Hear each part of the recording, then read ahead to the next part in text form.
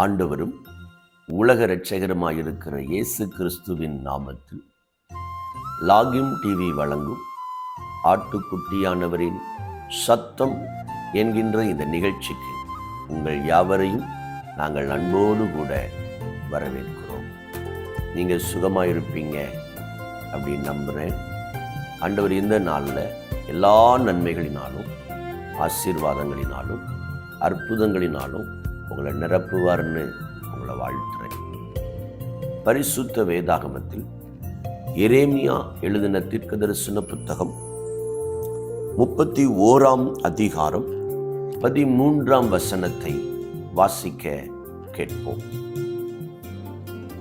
நான் அவர்கள் துக்கத்தை சந்தோஷமாய் மாற்றி அவர்களை தேற்றி அவர்கள் சஞ்சலம் நீங்க அவர்களை சந்தோஷப்படுத்துவேன். இவ்வளவு ஒரு ஆசீர்வாதமான வார்த்தை பாருங்க. நான் அவர்கள் துக்கத்தை சந்தோஷமாய் மாற்றி அவர்களை தேற்றி அவர்கள் சஞ்சலம் நீங்க அவர்களை சந்தோஷப்படுத்துவேன். இன்னைக்கு ஏசப்பா உங்களை பார்த்து சொல்றாங்க, நான் உன்னை சந்தோஷப்படுத்துவேன். துக்கத்தோடு இந்த வார்த்தைகளை கேட்டுக்கிட்டு இருக்கிறீங்களா? வேதனையோடு இந்த வார்த்தைகளை கேட்டுக்கிட்டு இருக்கிறீங்களா? மிகுந்த கண்ணீரோடு இந்த வார்த்தைகளை நீங்க கேட்டுக்கிட்டு இருக்கிறீங்களா? பாடுகளோடு இந்த வார்த்தைகளை கேட்டுக்கிட்டு இருக்கிறீங்களா? இன்னைக்கு ஆண்டவர் உங்களை பார்த்து தான் சொல்றாரு, உன்னை நான் சந்தோஷப்படுத்துவேன். எப்படி சந்தோஷப்படுத்துவாராம்? உன் துக்கத்தை மாற்றி உன்னை தேற்றி உன் சஞ்சலம் நீங்க உன்னை சந்தோஷப்படுத்துவார். எந்த காரியத்துல நீங்க துக்கத்தோடு இருக்கிறீங்கன்னு எனக்கு தெரியல. நான் ஆண்டவர் உங்களை பார்த்து சொல்றாரு, நான் உன் துக்கத்தை சந்தோஷமாய் மாற்றி. குடும்பத்தை குறித்து துக்கத்தோடு இருக்கிறீங்களா? கடனை நினைச்சு துக்கத்தோடு இருக்கிறீங்களா? வியாதியை நினைச்சு துக்கத்தோடு இருக்கிறீங்களா? சாசனுடைய போராட்டங்களை குறித்து துக்கத்தோடு இருக்கிறீங்களா? எந்த காரியத்துல நீங்க துக்கத்தோடு இருந்து இந்த வார்த்தைகளை கேட்டுக்கொண்டிருந்தாலும் ஆண்டவர் சொல்றாரு, நான் அவர்கள் துக்கத்தை சந்தோஷமாய் மாற்றி அவர்களை தேற்றி அவருடைய சஞ்சலம் நீங்க அவர்களை சந்தோஷப்படுத்துவேன். பரிசுத்த வேதாகமத்தில் ஒரு சகோதரியை குறித்து எழுதப்பட்டிருக்கிறது. அந்த சகோதரி 12 வருடங்கள் தன் சரீரத்தில் இரத்த போக்கு வியாதியினால அவங்க பாதிக்கப்பட்டிருந்தாங்க. அப்படி அவங்க பாதிக்கப்பட்டிருந்தது அவங்களுக்கு துக்கத்தை கொடுத்துச்சு, வேதனையை கொடுத்துச்சு. அவங்களுக்கு இருந்த அந்த வியாதிக்காக அவங்க பல மருத்துவர்களை சந்திச்சாங்க. தன்னுடைய சொத்தையெல்லாம் விற்று அந்த வியாதிக்காக அவங்க செலவு பண்ணாங்க. ஆனா கொஞ்சம் கூட அவங்க என்ன ஆகலை, சுகம் ஆகலை. ஒரு நாள் இயேசு கிறிஸ்துவை குறித்து அவங்க கேள்விப்படுறாங்க. அவங்களுடைய உள்ளத்துல ஒரு தீர்மானம் எடுக்கிறாங்க, நான் அவருடைய வஸ்திரத்தின் ஓரத்தை தொட்டா நான் சுகமாவேன்னு எண்ணி இயேசு திரளான ஜனக்கூட்டத்தின் நடுவில் அவரை மக்கள் நெருக்கி கொண்டிருக்கிற சூழ்நிலையில யாருக்குமே தெரியாம அவங்க போய் இயேசுவின் வஸ்திரத்தை தொடுறாங்க. இயேசுவின் வஸ்திரத்தை தொட்ட உடனேயே அவரிடத்திலிருந்து வல்லமை புறப்பட்டு அந்த சகோதரி சுகமானாங்க. அவங்க அதை தன் சரீரத்துல உணர்ந்தாங்க.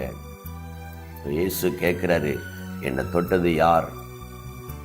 சீசர்கள் கேட்குறாங்க, அவ்வளோ ஜனங்கள் உங்களை நெருக்கிக்கிட்டு இருக்கிறாங்களே, என்னை தொட்டது யாருன்னு நீங்கள் எப்படி கேட்குறீங்க?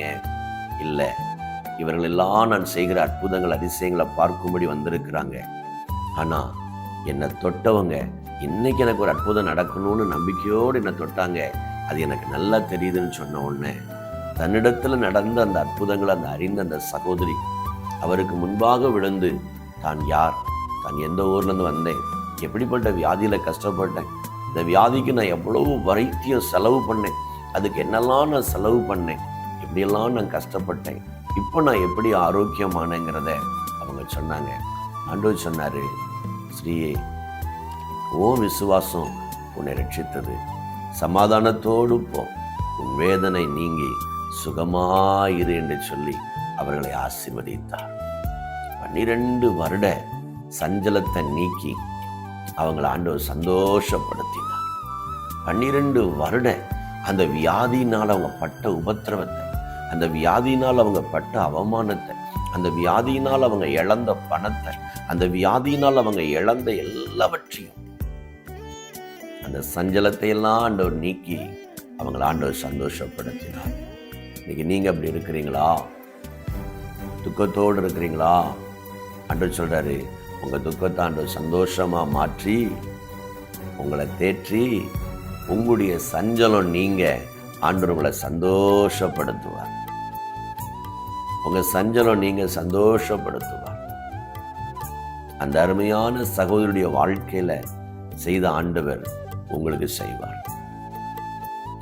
ஜெபிக்கலாமா? பரிசுத்தமுள்ள எங்கள் பிதாவே, சர்வ வல்லமை உள்ள ஆண்டவரே, உடைய குமாரனாய் இருக்கிற இயேசுவின் நாமத்தினால நீ பாதத்தில் நாங்கள் வருகிறோம். நான் அவர்கள் துக்கத்தை சந்தோஷமாய் மாற்றி அவர்களை தேற்றி அவர்களுடைய சஞ்சலம் நீங்க அவர்களை சந்தோஷப்படுத்துவேன் என்று சொன்னவுடைய வார்த்தைகளுக்காக ஸ்தோத்திரம். ஸ்தோத்திரம் ஆண்டவரே. இன்றைக்கும் இந்த நிகழ்ச்சியை பார்க்கிற யாருடைய வாழ்க்கையில துக்கத்தோடு இருக்கிறார்களோ அவருடைய துக்கத்தை நீர் மாற்றி அவர்களை தேற்றி அவர்களுடைய சஞ்சலம் நீங்க அவர்களை சந்தோஷப்படுத்துகிறதற்காய் ஸ்தோத்திரம். இயேசு கிறிஸ்துவின் மூலமாய் அவர்களுக்காக பாரத்தோடு ஜெபிக்கிறேன்.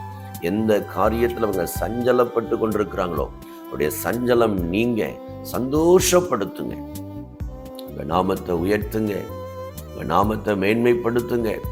வாழ்க்கையில் ஒரு அற்புதத்தை கர்த்தர் செய்யும்படி ஜெபிக்கும். தடைகள் எல்லாம் மாறட்டும். இயேசு கிறிஸ்துவின் மூலமாக நீ செய்கிற எல்லா அற்புதத்திற்காக உமக்கு நன்றி செலுத்துகிறோம் ஆண்டவரே.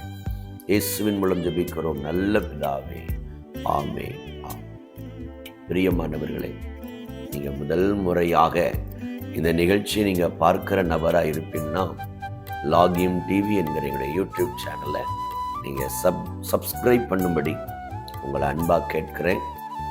இந்த நிகழ்ச்சியின் மூலம் நீங்க ஆசீர்வதிக்கப்பட்டிருப்பீங்கன்னா மறக்காம ஸ்கிரீனில் தெரிகிற தொலைபேசி எண்ணில் நீங்க தொடர்பு கொண்டு தெரிவிக்கும்படி உங்களை அன்பா கேட்கிறேன்.